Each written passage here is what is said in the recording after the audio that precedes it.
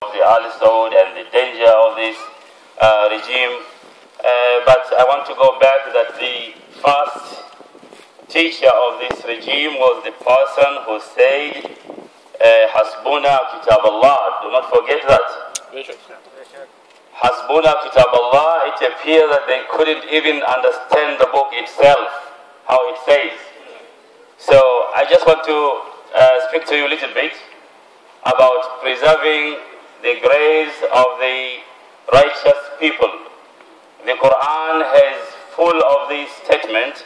In the Quran, I will quote in Surah Al-Baqarah, إن الصفا والمروة من شعائر الله فمن حج البيت أو اعتمر فلا جناح عليهما فلا جناح أن يطوف بهما. Safa and Marwa, it has all of its glory and its importance in Islam, just because a woman who was a righteous woman, she was going between those two hills looking for water. And Allah subhanahu wa ta'ala, He wanted to eternalize Safa and Marwa so that we should not forget that struggle of Hajir alayhi salam. But the Aal Saud, they couldn't grasp the meaning of the Quran by not preserving the graves of Imam Zain al-Abidin and Bibi Fatima alayhi salam and the Ahlul Bayt. Allah subhanahu wa ta'ala again in the Quran, He said about the Pharaoh who is a kafir. He said, Al-yawma nunajjika wa bibadanika litakuna liman khalfaka aya. Today we deliver you with your body. Even your body will deliver you with your body litakuna liman khalfaka aya. So that it should be a sign for those who come in later generation. So if Allah subhanahu wa ta'ala, He preserved the Pharaoh so that me and you today we should see him and know about him and study about him, the Aal Saud did not grasp the book of Allah, which they claim it is sufficient. Again, when you go to the s.a.w.w, Allah subhanahu wa ta'ala, He narrated to us in chapter 18, وَقَالَ الَّذِينَ غَلَبُوا عَلَىٰ أَمْرِهِمْ لَنَتَّخِذَنَّ عَلَيْهِمْ مَسْجِدًا.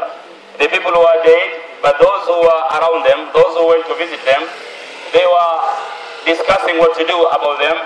The group says, نَبْنُ عَلَيْهِمْ بُنْيَانًا, let us make an edifice above them. But Allah subhanahu wa ta'ala, He praised those who say that they will build a mosque over them, a tomb on top of the tomb, they will build a mosque. If building on the tombs of the righteous people was haram, the Quran could have never said in emphasis in this verse, وَقَالَ الَّذِينَ غَلَبُوا عَلَىٰ أَمْرِهِمْ لَنَتَّخِذَنَّ عَلَيْهِمْ مَسْجِدًا. But again, those who follow the second belief that the Quran is enough, they couldn't understand that Allah subhanahu wa ta'ala, He actually intended to preserve the reality for the future generation. I will end up this discourse by saying that the whole structure of the Aal Saud ideology is being taken from the same people, Bani Umayyah.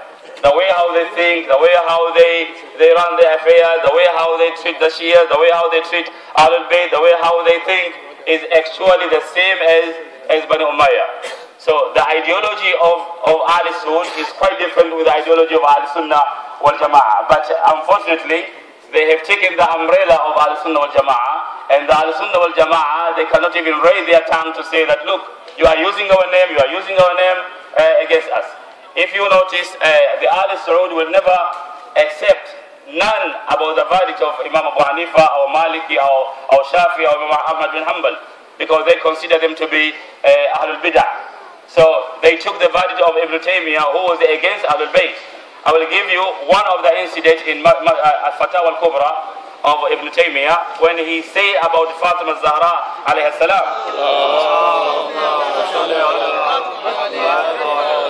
This is a man that they claim that they love Ahlul Bayt alayhi salam, but when he comments on the Surah At-Tawbah, فَمِنْهُمْ مَنْ يُلْزِمُكَ بِالصَّدَقَاتِ إِذَا أُعْطُوا مِنْهَا رَضُوا وَإِذَا the verse in question, it says, there are those who demand sadaqah from you.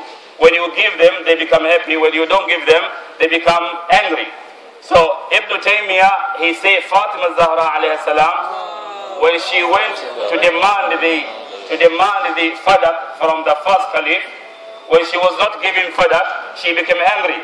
So the act of Bibi Fatima Zahra becoming angry against Abu Bakr it resembles the hypocrite. Imagine, in his book Majmu' al-Fatawa. So if someone called me Fatima Zahra is a munafiq or hypocrite, you will know who that person is. And the Ahl Saud, they follow Ibn Taymiyyah, and their creed and their cornerstone of the ideology is from the same man Ibn Taymiyyah who called me Fatima Zahra as a hypocrite.